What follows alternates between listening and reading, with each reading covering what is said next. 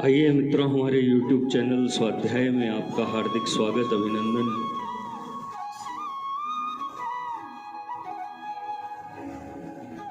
आज हम आपसे चर्चा करेंगे पौराणिक काल के 24 चर्चित श्रापों की कहानी। सनातन पौराणिक ग्रंथों में अनेक श्रापों का वर्णन मिलता है।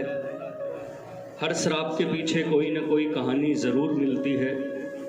आज हम आपको 24 ऐसे ही प्रसिद्ध श्राप और उनके पीछे की कथा बताएंगे।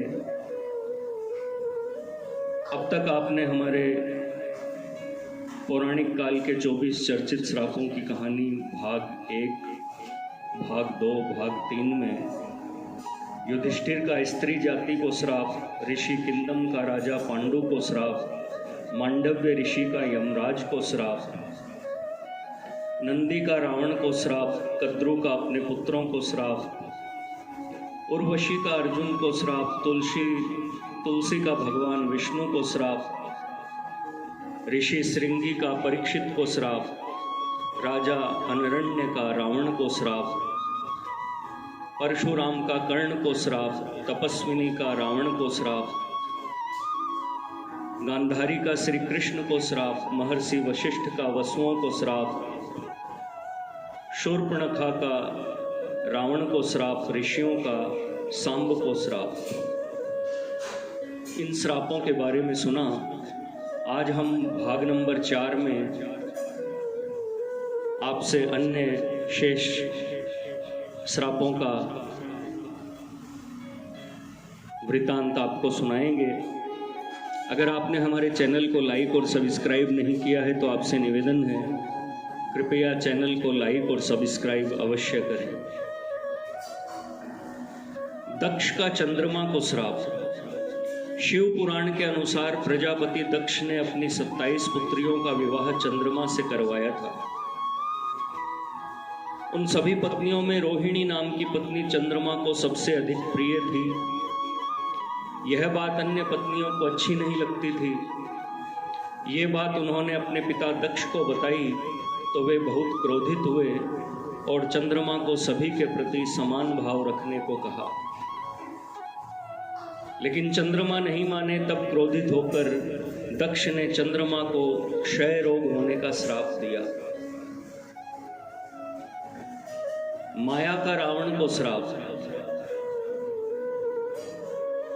रावण ने अपनी पत्नी की बड़ी बहन माया के साथ भी छल किया था।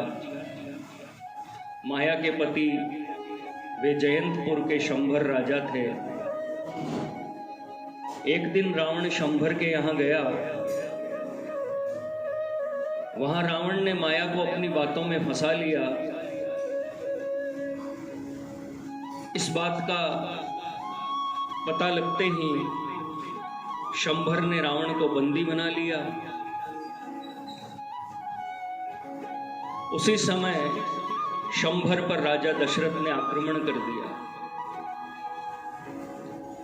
इस युद्ध में शंभर की मृत्यु हो गई। जब माया सती होने लगी तो रावण ने उसे अपने साथ चलने को कहा। तब माया ने कहा कि तुमने वासना युक्त होकर मेरा सतीत्व भंग करने का प्रयास किया, इसलिए मेरे पति की मृत्यु हो गई।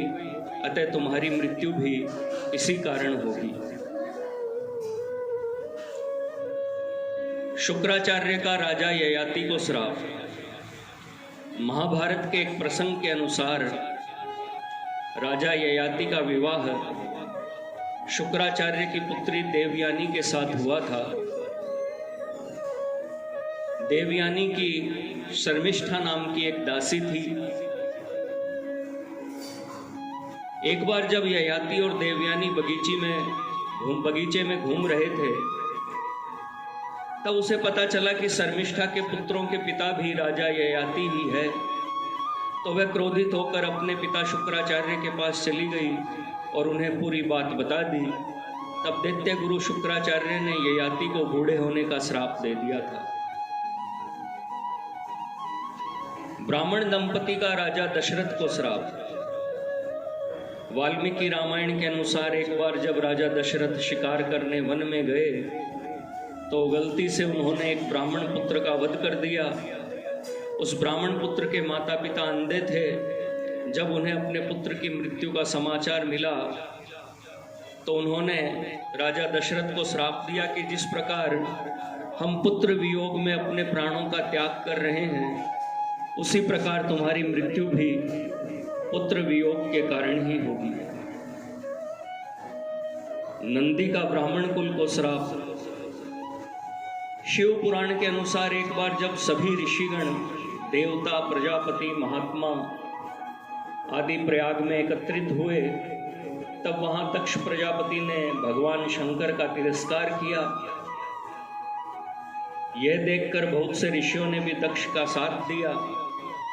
तब नंदी ने श्राप दिया कि दुष्ट ब्राह्मण स्वर्ग को ही सबसे श्रेष्ठ मानेंगे तथा क्रोध, मोह, लोभ से युक्त हो निर्लज्ज ब्राह्मण बने रहेंगे।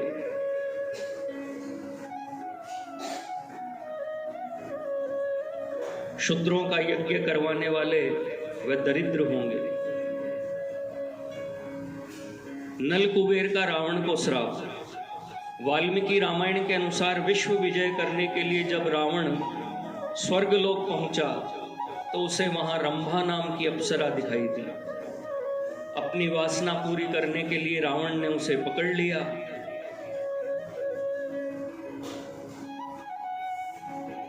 तब उस अप्सरा ने कहा कि आप मुझे इस तरह से स्पर्श न करें, मैं आपके बड़े भाई कुबेर के बेटे नल कुबेर के लिए आरक्षित हूं, इसलिए मैं आपकी पुत्र वधू के समान हूं। लेकिन रावण ने उसकी बात नहीं मानी और रंभा से दुराचार किया। यह बात जब नल कुबेर को पता चली तो उसने रावण को श्राप दे दिया।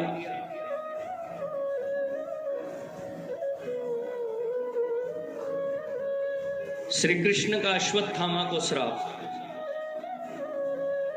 महाभारत युद्ध के अंत के समय में जब अश्वत्थामा ने धोखे से पांडव पुत्रों का वध कर दिया, तब पांडव भगवान श्री कृष्ण के साथ अश्वत्थामा का पीछा करते हुए महर्षि वेदव्यास के आश्रम तक पहुंच गए। तब अश्वत्थामा ने पांडवों पर ब्रह्मास्त्र का वार किया। यह देख अर्जुन ने भी अपना ब्रह्मास्त्र छोड़ा। महर्षि व्यास ने दोनों अस्त्रों को टकराने से रोक लिया और अश्वत्थामा और अर्जुन से अपने अपने ब्रह्मास्त्र वापस लेने को कहा। तब अर्जुन ने अपना ब्रह्मास्त्र वापस ले लिया, लेकिन अश्वत्थामा ये विद्या नहीं जानता था, इसलिए उसने अपने अस्त्र की दिशा बदलकर अभिमन्यु की पत्नी उत्तरा के गर्भ की ओर कर दी। यह देख भगवान श्री कृष्ण ने अश्वत्थामा को श्राप दिया कि तुम 3000 वर्ष तक इस पृथ्वी पर भटकते रहोगे और किसी भी जगह किसी पुरुष के साथ तुम्हारी बातचीत नहीं हो सकेगी। तुम्हारे शरीर से पीप और लहू की गंध निकलेगी, इसलिए तुम मनुष्यों के बीच नहीं रह सकोगे, दुर्गम वन में ही पड़े रहोगे।